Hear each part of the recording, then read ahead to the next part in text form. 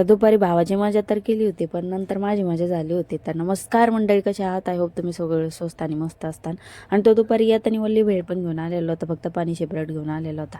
मग कोरडी भेळ आरणला काढून दिली, कारण तो वल्ली खात नाही, बाकीची वल्ली करून आम्ही खाल्ली. आता पाणी तर इतकं घेऊन आलेलं होतं, मला त्याच्यात भेळच काय म्हणलं आपण पण वल्ली हो.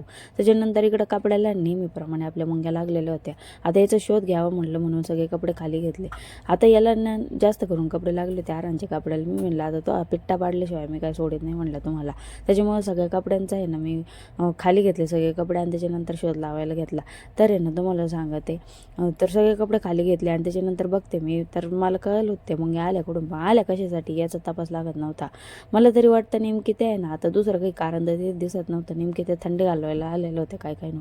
आणि जास्त करून ते आरांच्या कपड्यामध्ये जाऊन चिटकल्या होत्या. मी म्हणलं तुम्ही थंडी घालायला आले, पण इकडे आहे ना दुसऱ्याला थंडी वाजवतात. त्याच्यानंतर कपडे झटकून वगैरे लावून दिले आणि इकडे लागले आपल्या स्वयंपाकाच्या तयारीला. तुम्ही म्हणते एवढे अद्रक लसूण कशासाठी घेतले, तरी अद्रक लसूण घेतले होते आपण कशाला ते पण सांगते पुढं. कारण येणार आहे आपल्या इकडं नाही का यात्रेमुळे ना आपण याची पेस्ट तयार करून ठेवणार, कारण नंतर ना आपल्याला अजिबात त्रास नको. कारण कसं आहे ना, यात्रेत हिंडायचं म्हणलं स्वयंपाक पटकन व्हायला पाहिजे. त्याच्यामुळे ना इकडे आपण आहे ना सगळ्या पेस्ट तयार करून घेतल्या आणि अद्रक लसणाची पेस्ट झाली होती तयार.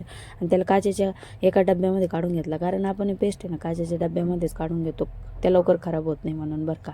आणि नंतर बारी होते आपल्या मिरचीची पेस्टची, म्हणून मिरच्या पण धुवून घेतल्या आणि लसूण पण सोडून घेतला.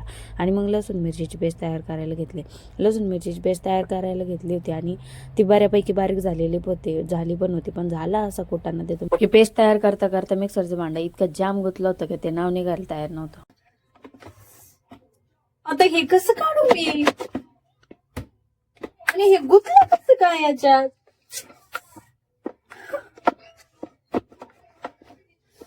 असं वाटतंय ना आता फोडून काढावं याला. इतकं पॅक का कुठं गुततंय का असं यार?